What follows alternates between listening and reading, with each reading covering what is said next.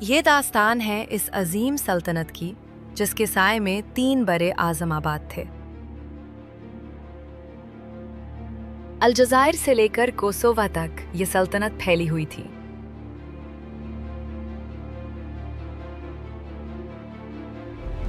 تین براعظموں اور 6 صدیوں پر پھیلی یہ سلطنت کیسے وجود میں آئی؟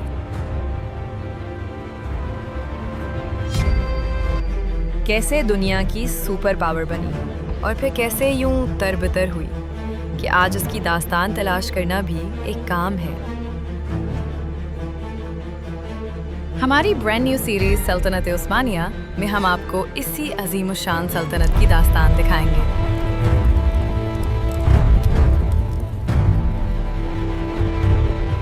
یہ آج کا ترکی ہے، لیکن 1000 سال پہلے اس علاقے کو اناطولیہ کہتے تھے۔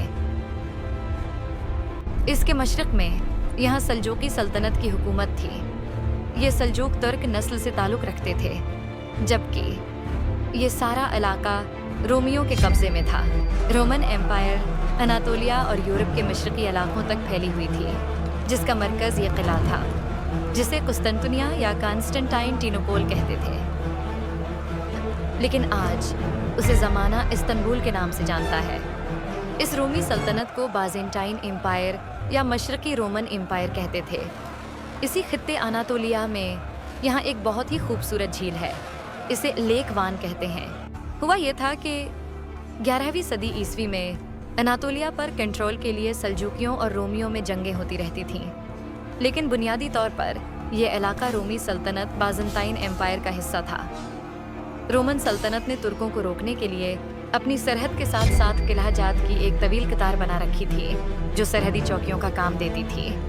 ان قلعہ جات میں موجود فوجی دستے حملہ آوروں کا مقابلہ کرتے تھے، لیکن یہ حملے اتنے بڑھ گئے تھے کہ انہیں روکنا اب سرحدی قلعوں کے بس کی بات نہیں رہی تھی۔ چنانچہ رومی شہنشاہ رومانوس نے ترک خطرے کو مستقل ختم کرنے کے لیے ایک بڑی فوج جمع کی، جس کی تعداد 1,00,000 سے کچھ زیادہ تھی۔ جب رومانوس سلجوکیوں کے خلاف جنگ کی تیاری کر رہا تھا، اس وقت سلجوک ترکوں کا سب سے بڑا سلطان الپ ارسلان مصر کی فاطمی خلافت سے جنگ میں الجھا ہوا تھا۔ فاطمی خلافت کے کنٹرول میں بیت المقدس اور شام کے ساحلی علاقے تھے، اور الپ ارسلان یہ علاقے چھیننا چاہتا تھا۔ لیکن ظاہر ہے الپ ارسلان ایک وقت میں دو محاذوں پر نہیں لڑ سکتا تھا۔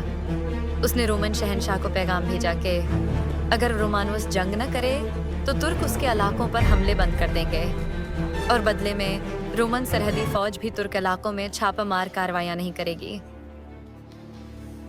رومانوس مان تو جاتا، لیکن مسئلہ یہ تھا کہ دونوں سلطنتوں کی درمیانی سرحد غیر واضح تھی، اور سرحدی علاقوں پر دونوں کا کنٹرول بھی کچھ زیادہ نہیں تھا۔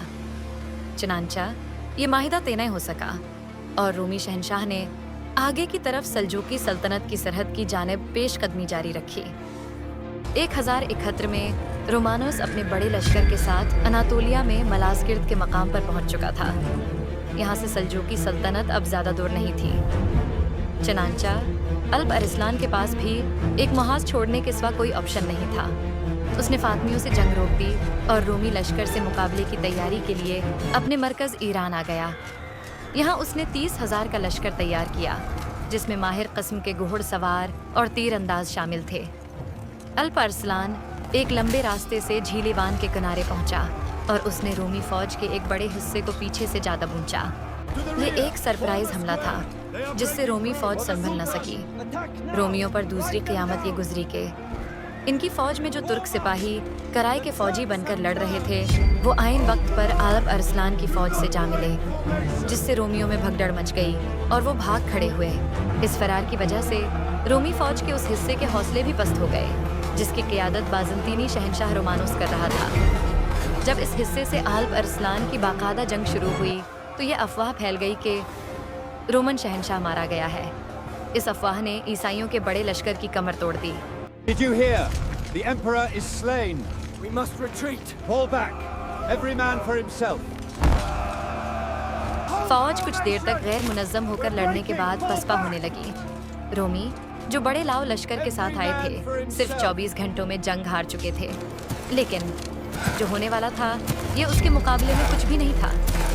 जंग के खात्मे पर एक आम सल्जूकी सिपाही सुल्तान अल्प अरसलान के सामने आया। उसने जख्मों और धूल मिट्टी में अटा हुआ रोमी सिपाही अल्प अरसलान के सामने लाकर ढेर कर दिया। ये रोमी सिपाही कौन था? अल्प अरसलान ने इसके साथ किया ये सब हम आपको दिखाएंगे, लेकिन सल्तनत उस्मानिया की दूसरी किस्त में। अगर वीडियो पसंद आई तो लाइक कर दें और चैनल को सब्सक्राइब करके बेल आइकन पर क्लिक कर दें ताकि हमारी आने वाली हर नई वीडियो आप तक बर वक्त पहुंच सके।